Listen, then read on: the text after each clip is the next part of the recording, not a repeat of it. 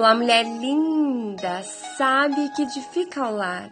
Eu sou Eliane Cristine e estamos lendo juntas o livro Resposta de Deus para Dias Difíceis, de Sheila Walsh. Esta leitura foi autorizada. Para a aquisição do livro, entre em contato com a editora Thomas Nelson. Leitura 41, Lar. Pai, eu oro pela amiga que me ouve, que ela seja edificada nas próximas páginas desse livro tão precioso e que ela receba respostas do Senhor para os dias que ela tem vivido. Eu oro em nome de Jesus. Amém. Eu tenho um futuro. A promessa. Na casa de meu pai, há muitos aposentos. Se não fosse assim, eu lhes teria dito: vou preparar-lhes lugar. João, capítulo 14, versos de número 2. Nunca vou me esquecer no momento em que descobri que estava grávida. Fiquei chocada e sobrecarregada de emoções. Não era uma dessas meninas que sempre sonharam com a maternidade. Eu amava os bebês de outras pessoas, mas o pensamento de tomar conta de um ser humano tão frágil era desafiador para mim. Pensava mais em mim como uma mãe de gato ou de cachorro.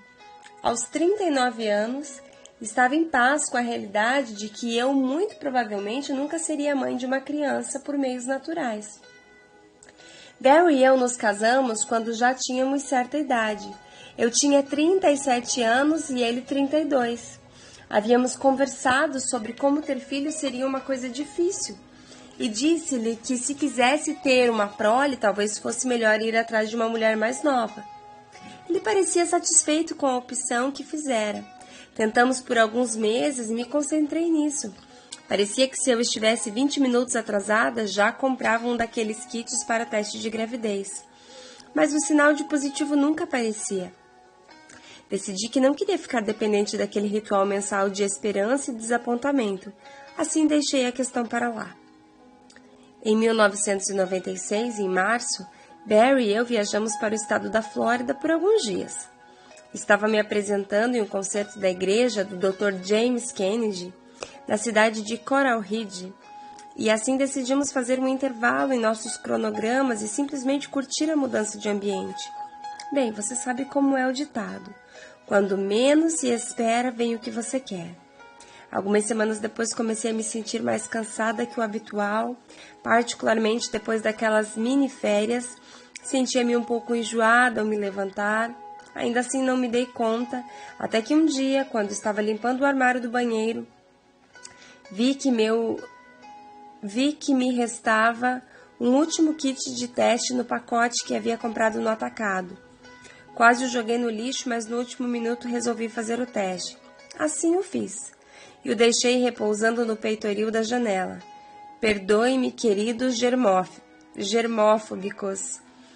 Mais tarde, naquele mesmo dia, eu o vi e, meio que horrorizada por tê-lo deixado lá, o recolhi e joguei no cesto. Lembro-me deste momento como se tivesse acontecido em câmera lenta. Quando o bastão bateu no cesto, girou um par de vezes e alguma coisa chamou minha atenção. Aterrissou com o lado do resultado voltado para baixo no fundo do cesto de lixo que eu acabara de limpar.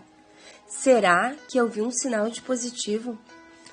Tenho consciência de que a maioria de nós iria imediatamente pegar o troço e virá-lo, mas não foi o que eu fiz. Sentei-me no chão, ao lado do cesto, e fiquei espiando. Como poderia um inocente pedaço de plástico ter o potencial de mudar o meu mundo? Minha mente voltou para quando minha irmã Frances estava no hospital maternidade em Glasgow, na Escócia. Frances, que é 2 anos mais velha do que eu, havia acabado de ter seu menininho Davi e perguntou se eu gostaria de segurá-lo. E se eu deixasse cair, eu disse. Você não vai deixá-lo cair, respondeu-me com um sorriso. Lembre-se, Frances, eu derrubo as coisas. Tá, então sente-se na cadeira e Ian vai levá-lo até você, disse. Meu cunhado colocou essa minúscula pessoa embrulhada como uma panqueca em meus braços e eu fiquei encarando. Olá, pequenino, disse, sou sua tia, mas não quero que você se preocupe. Vou praticar isso de carregar coisas pela casa como melões ou gato e vou melhorar nisso. Ele fechou seus olhinhos e pôs-se a dormir. Pensei nessa cena doce quando estava sentada ali, ao lado do cesto de lixo.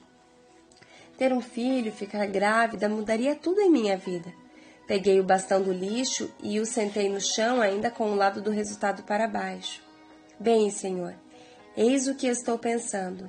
Se isso for negativo, é porque você realmente não tem em seus planos que eu seja uma mãe. E isso é provavelmente uma coisa boa, porque eu efetivamente deixei cair o melão e o gato. Se por outro lado for positivo, você está em paz com isso e me ajudará. Não é?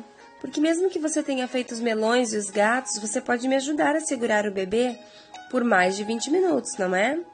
Com isso, virei o bastão de teste de gravidez e ali estava positivo. Chorei por um bom tempo. Depois dancei, depois fui para o quarto desocupado onde guardávamos os ornamentos de Natal e os presentes de casamento com os quais eu não sabia o que fazer, mas que não podia passar adiante no caso da tia Mal de passar para nos visitar. E pensei, esse vai ser seu lar agora, pequenino. Você gosta de rosa ou de azul? Promessa de um lar verdadeiro. Uma coisa sou eu que tenho a tendência a deixar as coisas caírem com 39 anos. Descobri que estava para trazer um bebê para o lar, mas você pode sequer começar a imaginar o que deve ter sido para Maria, mãe de Jesus? Sua vida e seu mundo se abriram para uma das mais belas promessas de Deus para nós. A promessa definitiva, você poderia dizer, e esta é a promessa de eternidade com Ele, porque Ele é o nosso lar. A promessa de Jesus, antes de sua execução, vou preparar-lhes lugar, João capítulo 14, versos de número 2, teria significado e poderes únicos para Maria. A mãe de Jesus não tinha como preparar o lugar na noite em que este nasceu. Talvez ela se perguntasse se o que tinha para oferecer a Jesus seria suficiente. Foi assim o nascimento de Jesus Cristo. Maria, sua mãe, estava prometida em casamento a José, mas antes que se unisse, achou-se grávida pelo Espírito Santo. Mateus capítulo 1, verso 18. As garotas na época de Maria eram prometidas em casamento ou desposadas quando tinham 12 ou 13 anos de idade. Não era um noivado como o que conhecemos hoje, que podia ser rompido a qualquer momento, antes do casamento sem implicações legais. Não, este era um vínculo formal que só poderia ser rompido por um decreto de divórcio que geralmente perdurava por 1 ano, durante o qual não poderia haver atividades sexuais. As regras do Antigo Testamento para qualquer imoralidade ocorrida durante o noivado eram as seguintes. Se em uma cidade um homem se encontrar com uma jovem prometida em casamento e se deitar com ela, levem os dois à porta daquela cidade e apedrejem-os até a morte. A moça, porque estava na cidade e não gritou por socorro, e o homem, porque desonrou a mulher do outro homem. Deuteronômio, capítulo 22, do versos 23 ao 24. Não era bom ter uma voz baixa naqueles dias. As regras prosseguiam dizendo que se o crime acontecesse no campo,